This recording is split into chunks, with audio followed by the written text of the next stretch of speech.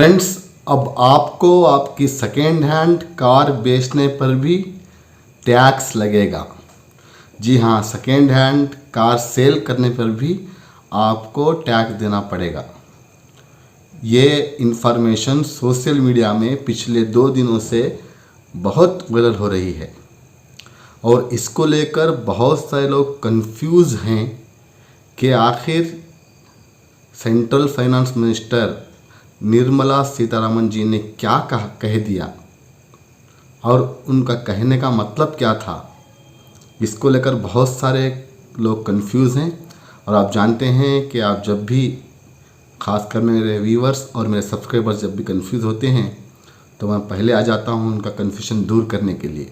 तो friends, welcome to my another video. अगर आपने चैनल सब्सक्राइब नहीं किया तो आपसे रिक्वेस्ट है कि सब्सक्राइब कर लें ताकि हर दिन एक नया इन्फॉर्मेशन आपको अपने घर बैठे मिलता रहे।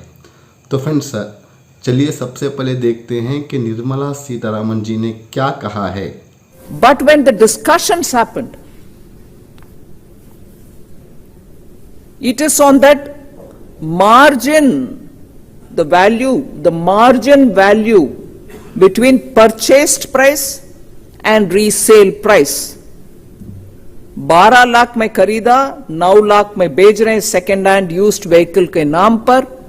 On the margin is only this 18% is being put, as would be for any used car.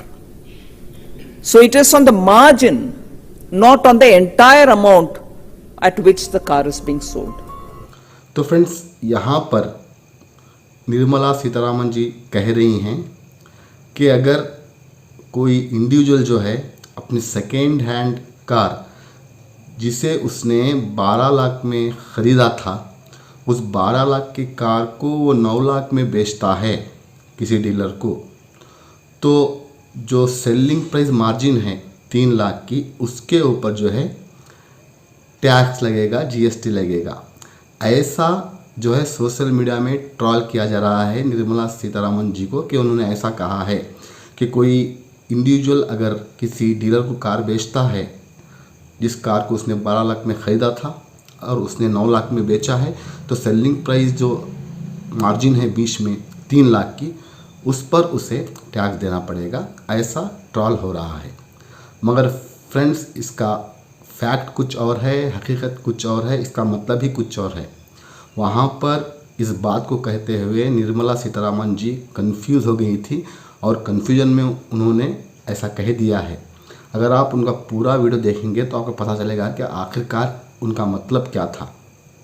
यहाँ पर जो है लॉस पर टैक्स देने का, जीएसटी देने का कोई भी उनका मतलब नहीं था। लोग ये समझ रहे हैं कि जो 3 लाख लॉस हुआ है 12 लाख की कार को 9 लाख को बेचने पर 3 लाख का जो मार्जिन है उस पर जीएसटी टैक्स देना पड़ेगा, ऐसा लोग सोच रहे हैं। मगर उनका मतलब ये नहीं था। असल में उनका मतलब ये था, अगर आपके पास 12 लाख की कार है और आप उस सेकेंड हैंड कार को 9 लाख में एक डीलर को बेचते हैं, डीलर मतलब ओनली रजिस्टर्ड डीलर, याद रहे, ओनली रजिस्टर्ड डीलर को आप बेचते हैं, तो वो डीलर अगर उस कार को फिर से 10 लाख में किसी को बेचता है, मेरा कहने का मतलब है कि जो आपकी 12 लाख की कार है वो डीलर 9 लाख में ख़रीदता है और उस 9 लाख की कार को वो रजिस्टर्ड डीलर 10 लाख में किसी को बेचता है, तो वहाँ पर जो सेलिंग मार्जिन है 1 लाख रुपए की, उस सेलिंग मार्जिन पर जो है टैक्स लगेगा, जीएसटी लगेगा। और वो जीएसटी को कौन देना पड़ेगा?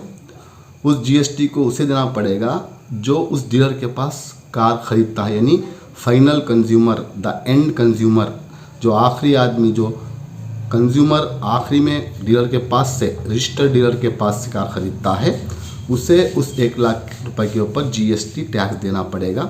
ये पहले से ही था, बस 12% था, इससे बढ़ाकर 18% किया है, बस यही चेंजेस किए हैं। यहाँ पर लोग समझ रहे हैं कि उन्हें लॉस पर टैक्स देना है, ऐसा नहीं है। जिस तरह से मैंने एक्सप्लेन किया उस तरह से देना है। और वो भी टैक्स जो है, जो रजिस्टर्ड डीलर है उसके पास जो फाइनल कंज्यूमर, जो एंड कंज्यूमर ख़रीदता है, उसे उस 1 लाख रुपए के ऊपर टैक्स देना पड़ेगा सरकार को, ऐसा उन्होंने कहा है। और याद रहे, यहाँ पर अगर कोई इंडिविजुअल एक इंडिविजुअल दूसरे इंडिविजुअल को, एक आदमी दूसरे आदमी को बेचता है तो यहाँ पर कोई जीएसटी टैक्स नहीं लगेगा। ओनली फॉर रजिस्टर्ड डीलर्स, याद रखें, ओनली फॉर रजिस्टर्ड डीलर्स के लिए ही है। अगर एक पर्सन दूसरे पर्सन को बेचता है, एक पर्सन दूसरे पर्सन के साथ डील करता है, अगर वो रजिस्टर्ड डीलर नहीं है तो वहाँ पर टैक्स और जीएसटी नहीं लगेगा। बस यहाँ पर जो है, जो रजिस्टर्ड डीलर है, अगर वो कंज्यूमर फाइनल को बेचता है यानी एंड कंज्यूमर को बेचता है और जो वहाँ पर सेलिंग प्राइस डिफरेंस आता है, मार्जिन आता है, उस पर ही जो है टैक्स लगेगा, वो भी 18% का। पहले 12% था, अब बढ़ाकर 18% किया गया है। तो उस स्टेटमेंट से जो है हमारे central finance minister Nirmala Sitharaman ji बहुत ट्रोल हो रही हैं इंटरनेट पर, मगर अगर आप उनकी पूरी स्पीच सुनेंगे तो वहाँ पर आपको डिटेल्स मिल जाएंगे। जिस तरह से मैंने कहा, आपको लास्ट पर कोई भी टैक्स या जीएसटी देना नहीं है, प्रॉफिट पर देना है, वो भी उस आदमी को जो आदमी रजिस्टर्ड डीलर से ख़रीदता है और जो फाइनल कंज्यूमर है, जो एंड कंज्यूमर है, जो सेलिंग मार्जिन है, उस पर उसे टैक्स देना पड़ेगा, प्रॉफिट पर, लास्ट पर नहीं। यहाँ पर लोग लास्ट समझ रहे हैं, लास्ट पर नहीं, यहाँ पर प्रॉफिट पर देना है। तो फ्रेंड्स, यहाँ पर आप जान लें कि अगर प्रॉफिट है तभी आपको जीएसटी पे करना है, जो फाइनल कंज्यूमर रजिस्टर्ड डीलर से ख़रीदता है। यहाँ पर एक इंडिविजुअल दूसरे इंडिविजुअल के साथ डील करता है तो वहाँ पर कोई टैक्स और जीएसटी नहीं होगा। बस यही मतलब है और यही कन्फ्यूजन दूर करना था, मैंने कर दिया है। शायद आप समझ गए होंगे, अगर समझ गए हैं तो आगे फॉरवर्ड ज़रूर करें, शेयर करें, लाइक करें। जो लोग चैनल पर नए हैं, जो सब्सक्राइब किए बगैर देख रहे हैं, उनसे रिक्वेस्ट है सब्सक्राइब करके देखें ताकि हर दिन एक नया इन्फॉर्मेशन आपको मिल सके। तो फ्रेंड्स, मिलते हैं मेरे अगले वीडियो में एक नए इन्फॉर्मेशन के साथ। तब तक के लिए thank you for watching. Stay safe, stay blessed always.